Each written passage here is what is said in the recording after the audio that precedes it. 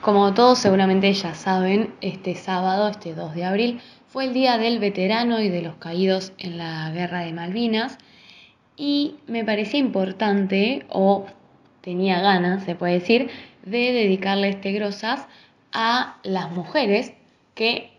no son veteranos, son veteranas y también participaron de la Guerra de Malvinas. No estoy hablando de las mujeres, madres, hijas y hermanas que quedaron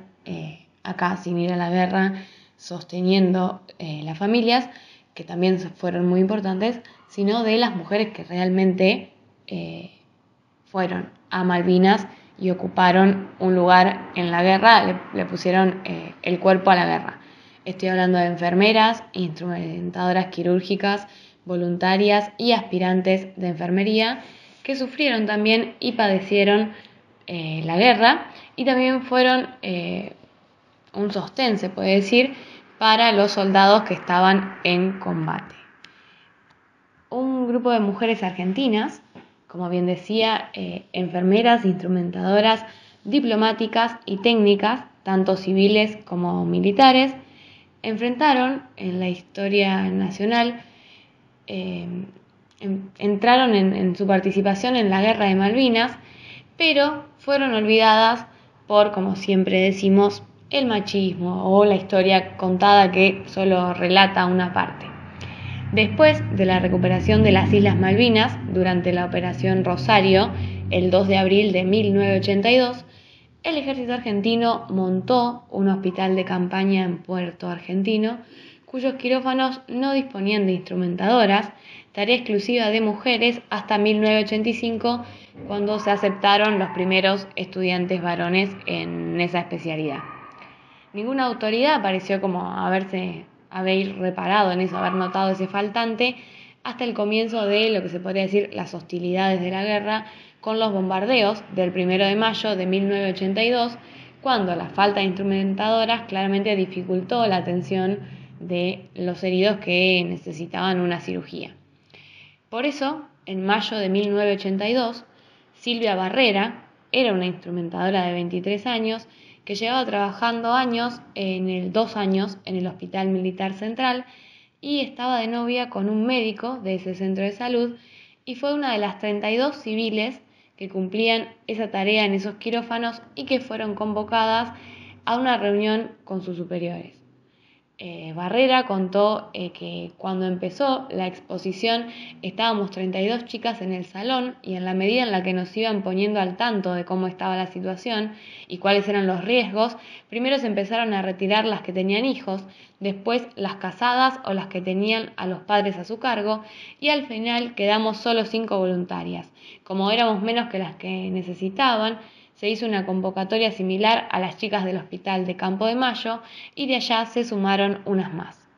Cuando le avisé a mi novio que me iba a Malvinas, me dijo que no podía ser posible que siendo yo instrumentadora, civil y mujer, sea desplegada y que al médico, militar y hombre no lo llamen, que yo de ninguna manera podía aceptar y en ese mismo momento, y antes de armar el bolso, corté la relación. Eso recordó ella entre risas en una entrevista que dio hace un par de años a Telam. Las jóvenes instrumentadoras civiles destinadas por el ejército al hospital de Puerto Argentino despegaron de Buenos Aires rumbo a Río Gallegos con uniformes de verano y borseguís de hombre de varios talles más grandes que los que precisaban, sin comer y sin documentación que acreditase para qué viajaban, y gracias a un médico militar que encontraron de casualidad pudieron llegar hasta el lugar y también comer. Ellas relatan en el cordón de una vereda unos sándwiches que les regalaron. La instrumentadora también señaló que el primer encuentro con la tripulación fue muy tenso, a ellos no les habían dicho que las instrumentadoras eran mujeres y los marineros son muy supersticiosos sobre la presencia femenina en los buques. Hacía muy poquito los ingleses habían hundido el crucero General Belgrano y el jefe de cubierta del rompehielos, que era un machista, empezó a gritar que nos iban a hundir porque estábamos nosotras a bordo. Impensado, o sea, no me sale otra palabra que decir una pavada. Las 6 instrumentadoras trabajaron durante la noche de ese 8 de junio en el armado de los quirófanos de rompehielos, tarea que no tenían asignada y les habían pedido como favor, porque el plan era que ellas desembarcasen al día siguiente en Puerto Argentino. Mientras estaban ahí en el buque, recibió una inspección de Cruz Roja y Naciones Unidas, que registró formalmente su presencia allí, documento que luego les permitió certificar su condición de veterana, cosa por la que tuvieron que luchar muchísimo, dado que no se las reconocía como veteranas de guerra. En este sentido, o sea, en relación a eso, Barrera indicó que al atardecer del 9 de junio, el rompehielos llegó a Puerto Argentino, pero no pudo amarrar porque los ingleses bombardeaban desde que se ponía el sol hasta el amanecer. A la mañana siguiente nosotras estábamos listas para desembarcar, pero no podíamos hacerlo sin tener grado militar, y como correspondía que nos den el de tenientes, los médicos varones que estaban en tierra se opusieron porque íbamos a tener el mismo grado que ellos. Se extendió el ida y vuelta mientras había pacientes esperando en el hospital y continuaban las hostilidades, y finalmente el comandante del Irizar cerró el debate anunciando que nos quedábamos embarcadas para apoyar los quirófanos del buque. Así que nada, o sea, con tal de no tener el mismo grado que mujeres, preferían seguir teniendo ahí a los pacientes sin poder, a los soldados, sin poder operarlos. A bordo del rompehielos, las instrumentadoras hicieron mucho más, se podría decir, que asistir en las cirugías. Aprendieron sobre tipos de herida que solo se ven durante las guerras. Cuando fue necesario fueron camilleras, también fueron enfermeras. Un poco de madres y hermanas también. Ayudaron a sus pacientes a escribir, no sé, cartas a sus familias. Anotaban los números de teléfono para llevar alivio a alguna familia cuando pudiesen comunicarse con sus familiares. También en ese sentido la instrumentadora reflexionó: todas ocupábamos un rol al que no estábamos habituadas. En la vida cotidiana al paciente lo vemos casi siempre inconsciente, pero en el rompehielos nos tocó escuchar sus llantos de dolor, sus quejidos, recibirlos conscientes pero con las heridas abiertas por el movimiento de los helicópteros que los traían, hacerles la cama y las curaciones posoperatorias. Hacia el final los traían directo del campo de batalla y teníamos que cortarles la ropa y bañarlos sin anestesia hasta encontrar las heridas debajo del barro.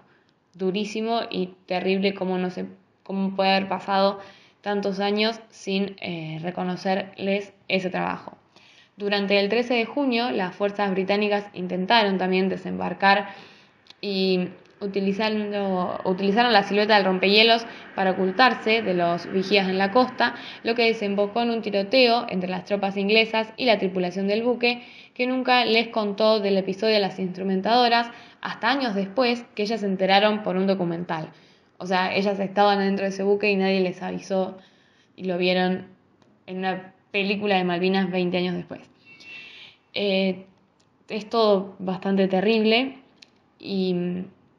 el final del conflicto terminó con la, se podría decir, atronadora sinfonía de bombas y artillerías a la que se habían acostumbrado las instrumentadoras, que desde la cubierta del rompehielos podían observar con claridad cómo caían los soldados argentinos, pero no podían ver desde dónde o quiénes los atacaban. Desde el Irizar, ese grupo de jóvenes mujeres compartió la importancia de toda la tripulación, mientras también compartió la impotencia, el dolor, el sufrimiento, mientras veían a las fuerzas inglesas irrear la bandera argentina para enarbolar la británica en las Islas Malvinas. Las instrumentadoras contaron que hasta el 18 de junio estuvieron en el frente de Puerto Argentino recibiendo heridos, y el apuro era rescatar a la mayor cantidad de soldados para evitar que caigan prisioneros y sacar de las islas a todo el personal civil que estaban ahí sin grado militar y era considerado apoyo del combate, como, no sé, los trabajadores del Correo Argentino, los capellanes, los de Vialidad Nacional o los periodistas, por ejemplo. Numerosas ambulancias esperaron al rompehielos en el puerto Comodoro Rivadavia, desde donde trasladaron hacia distintos centros de salud a los 450 heridos y a los 40 civiles evacuados que fueron asistidos por estas instrumentadoras.